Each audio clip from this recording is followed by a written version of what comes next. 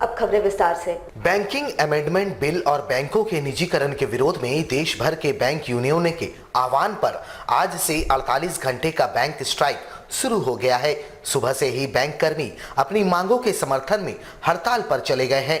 Bank हड़ताल में देश भर के 10 लाख बैंक कर्मी शामिल हुए हैं। जमशेदपुर में भी इसका असर देखा गया। United forum of bank union की ओर से केंद्र सरकार पर मनमाने तरीके से सरकारी बैंकों को निजी हाथों में सौंपने की बात कहते हुए जनता से समर्थन मांगा गया।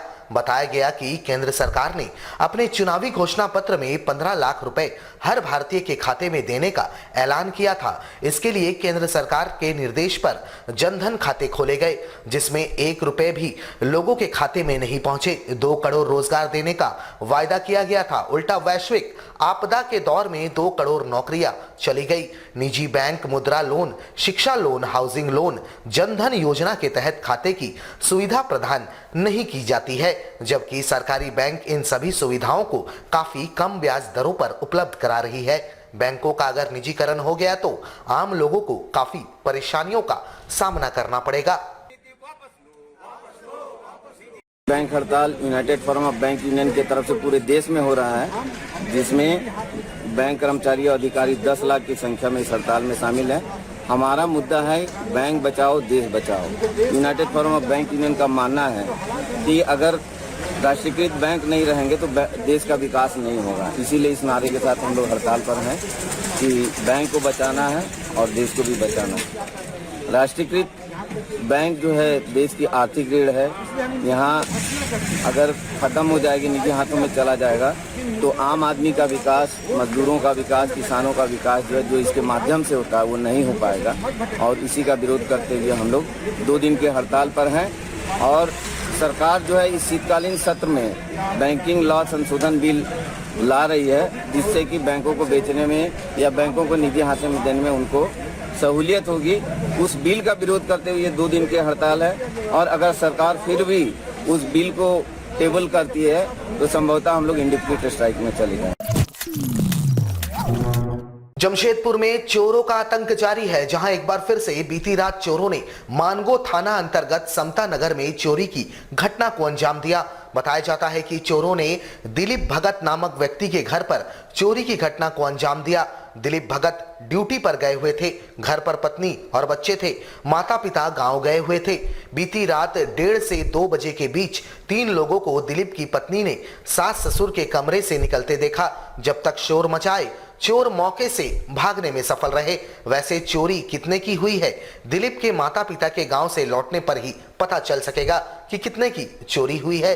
फिलहाल दिलीप ने मानगो थाना पुलिस को जानकारी दे दी है और पुलिस मामले की जांच कर रही है। सास अभी गांव गए हुए हैं। सास के आने के बाद ही जानकारी मिलेगी कि क्या क्या गायब हुआ है। और हम तो देखे तो पूरा सामान बिखरा हुआ था। 2:30 बजे रात में 3 लोग थे, खाना का बांधा हुआ था। पहले हम ही देखे, मेरी बेटी थी और हम निकले थे, 2 बेटी और हम अकेले। हाँ, हालांकि ये चोर चोर बोले तो कोई नहीं था, नहीं कोई नहीं। तो फिर हम बगल वाले को जाके गेट खटखटाए तो गेट खोले वो लोग। फिर आए तो देखिए पूरा सामान बिखरा हुआ था। जमशेदपुर महानगर आजसू का जिला स्तरीय सम्मेलन गुरुवार को साक्ची स्थित धालभूम क्लब में संपन्न हुआ, जिसमें राज्य के पूर्व मंत्री सह पार्टी के प्रधान महासचिव रामचंद्र सहिस ने शिरकत की। इस दौरान जिले के सभी पदाधिकारी एवं कार्यकर्ता मौजूद रहे। इस सम्मेलन के माध्यम से पार्टी के आगामी रणनीति पर चर्चा करते हुए नई कमेटी के गठन पर भी चर्चा की गई। इसके तहत जिला अध्यक्ष, महासचिव एवं अन्य 2 पदों के लिए दावेदारी करने वालों का आवेदन लिया गया। पूर्व मंत्री रामचंद्र सहिस ने बताया कि प्राप्त आवेदनों को प्रदेश कमेटी के समक्ष रखा जाएगा। उसके बाद प्रदेश नेतृत्व में मिले निर्देशों के तहत नई कमेटी की घोषणा की जाएगी। वहीं आजसू जिला अध्यक्ष को लेकर पार्टी में हलचल तेज हो गई है। इस मौके पर केंद्रीय सदस्य चंद्रगुप्त सिंह, जमशेदपुर जिला परिषद अध्यक्ष बोलू रानी सिंह सहित प्रदेश और जिला स्तर के कई नेता मौजूद रहे। पूर्वी सिंहभूम जिला में आज आजसू पार्टी का जिला सम्मेलन है और इस जिला सम्मेलन के माध्यम से जिला अध्यक्ष, सचिव और जो महत्वपूर्ण जो पद है, जो जिला को चलाने का काम करेंगे, संगठन को मजबूती प्रदान करने का काम करेंगे।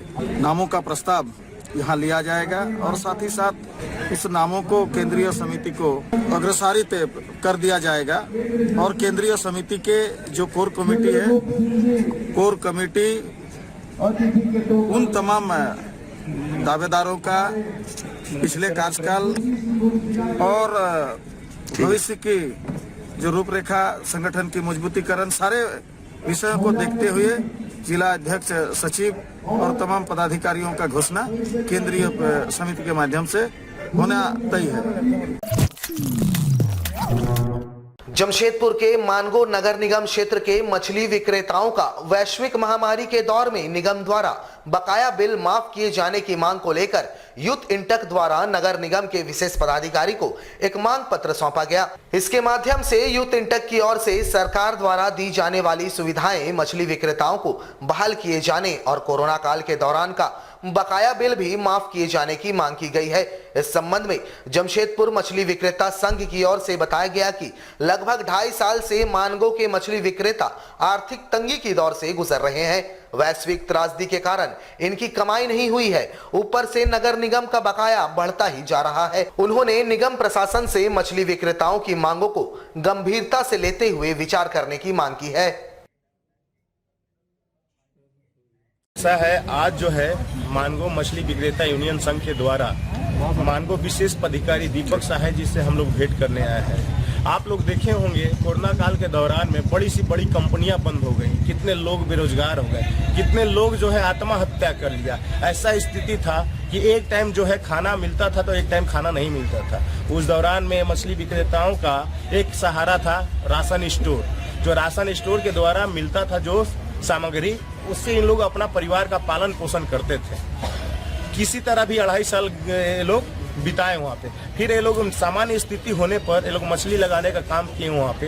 तो मानगो विशेष पदाधिकारी के कुछ अफसरों के द्वारा इन लोगों के द्वारा हमको जैसे पता चला कि आके 21 साल में मतलब 2.5 साल का बिल एक साथ में मांगने का ये लोग काम किए। तो वो सबको लेके आज हम लोग वो वहाँ पे जो सरकार के द्वारा आधारित था 800 रुपया, तो 2.5 साल में समझ सकते हैं आप कितना हो गया। एक साथ में लोग से मांगने का काम कर रहे थे, तो वो सबको लेते हुए हम लोग आए हैं आज दीपक साहे से भेंट करने के लिए और अपनी मांग को रखते हैं कि ये बिल जो है कोरोना काल का बिल को माफ किया जाए।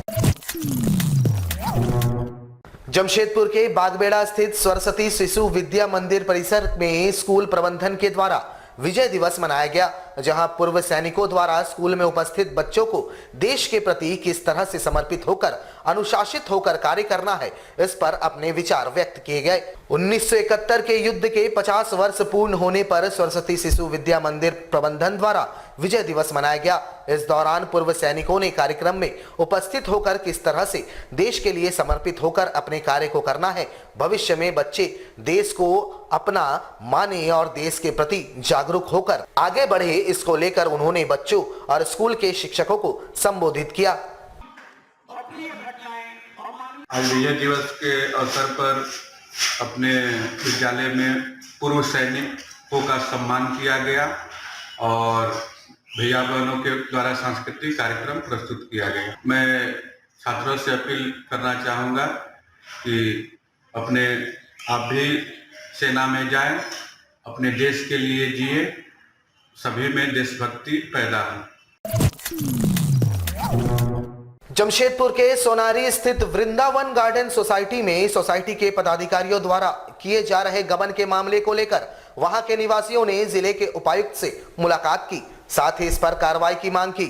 सोसाइटी के निवासियों ने कहा कि तमाम फ्लैट ओनर्स के द्वारा समय पर अपने बिल का भुगतान किया जाता है, लेकिन उसमें सोसाइटी के अध्यक्ष, सचिव एवं कोषाध्यक्ष के द्वारा पैसों का गबन किया जा रहा है, जिस कारण समय पर बिजली बिल का भुगतान नहीं हुआ और 2 बार सोसाइटी की बिजली कट चुकी है और तीसरी बार ऐसा ही नौबत आ चुका है। इन्होंने कहा कि जब जमा पैसों के बारे में पूछा जाता है तो पदाधिकारी पैसे चोरी होने की बात कहते हैं। यहां तक कि सोसाइटी के लोगों के द्वारा बैंक में जो फिक्स डिपॉजिट किया गया है उसे भी तोड़ने का दबाव अध्यक्ष एवं सचिव के द्वारा बनाया जा रहा है। इस मामले पर इन्होंने जिले के उपायुक्त से सकारात्मक कार्रवाई करते हुए इस पर जांच किए जाने की मांग की। हम लोग Vrindavan garden resident society Sonari से है, हम वहाँ के रेसिडेंट्स हैं।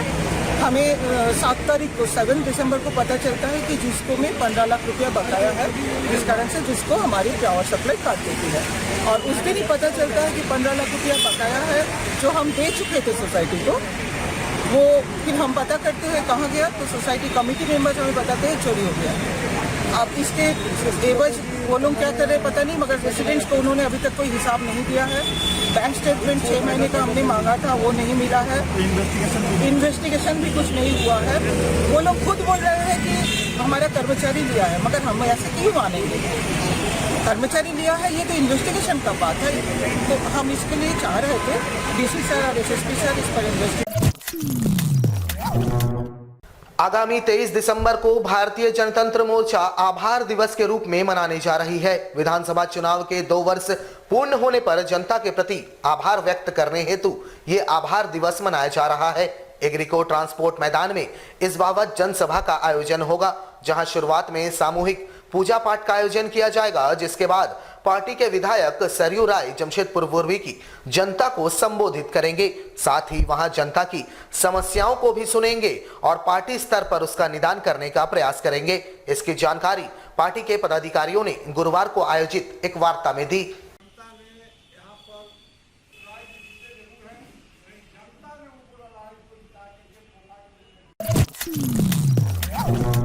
हमारे साथ लगातार जुड़े रहने के लिए आप हमें YouTube पर जरूर सब्सक्राइब करें। आज के लिए बस इतना ही। कल आपसे फिर मिलेंगे कुछ नई खबरों के साथ। तब तक के लिए AMG न्यूज़ की पूरी टीम को दीजिए इजाजत। नमस्कार।